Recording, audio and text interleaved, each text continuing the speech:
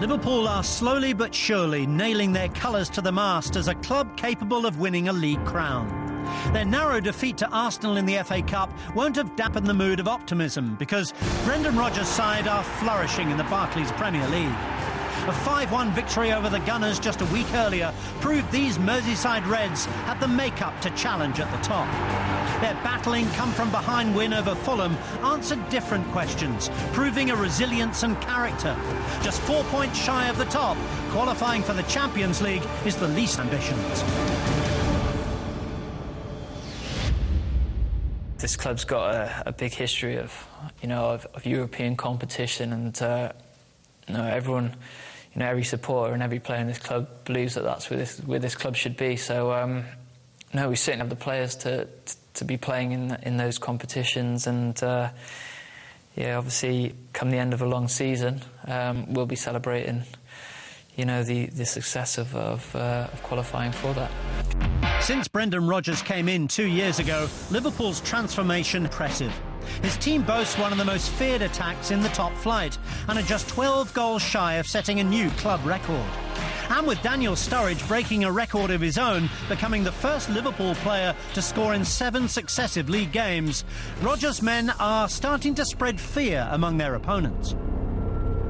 You want to win every game you go into. And I think the biggest thing you can say about this team is we feel we're capable of beating anyone in this league. At the same time, we appreciate there's plenty of good teams behind us who are looking to gain, to close the gap. So we've got to make sure we don't allow them to do that.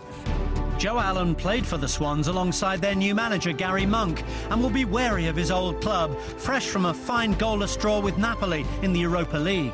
Despite an FA Cup exit to lower league opposition, Monk has seen his side take 4 points from 6, boosting their survival chances. The trip to Anfield is by far Monk's biggest challenge, but he has the players fighting for him following the departure of Michael Laudrup.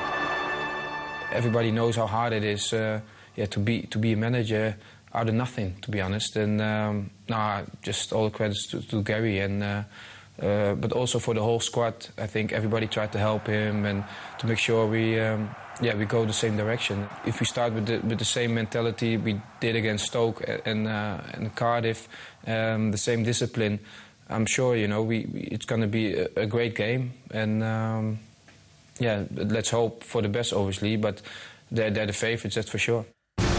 In the corresponding fixture last season, Swansea suffered what remains their biggest top-flight defeat.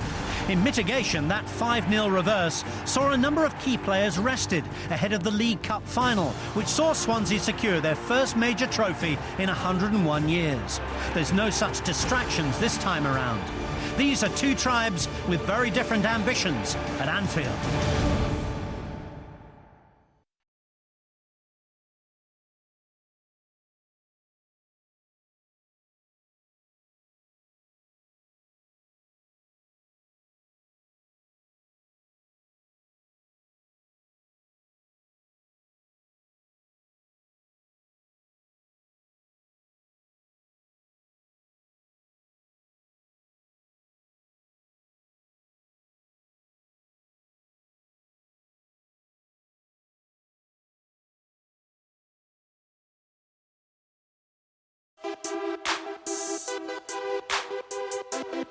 $690 goals have been scored in the Barclays Premier League so far this season, and in this week's edition of the EA Sports Player Performance Index, we take a look at the 5 top strikers, the men who've contributed most to that goal tally. Arsenal's Olivier Giroud has played more minutes than any other striker in the Premier League this season, so it's no surprise he has 10 goals and 6 assists to his name.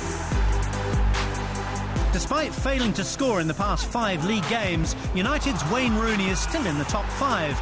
With 9 goals and 11 assists, he'll be looking to end his mini-drought and shoot United into the top 4. With goals in each of his last 7 league games, it's no wonder third-place Daniel Sturridge is being hailed alongside Anfield greats such as Ian Rush, John Aldridge and Robbie Fowler.